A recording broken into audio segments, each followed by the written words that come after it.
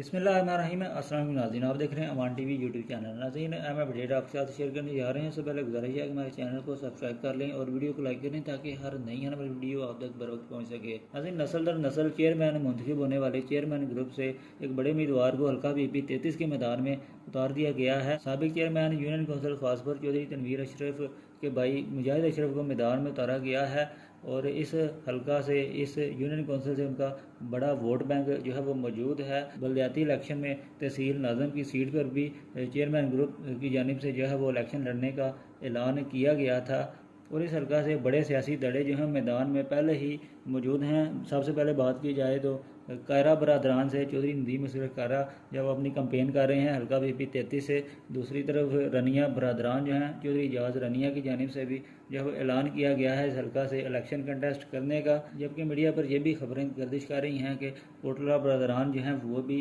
अपने उम्मीदवार को जो है वो इसी हल्का से मैदान में उतारेंगे। तो ये एक बड़ा जो है वो मुकाबला जो है वो देखने में मिल सकता है आइंदा इलेक्शन में। आपके ख्याल में किस उम्मीदवार के जीतने के चांसेस ज़्यादा हैं? कमेंट बॉक्स में ज़रूर आगाह करें। अगली वीडियो तक के लिए दीजिए इजाज़त। अल्लाह हाफ़िज़।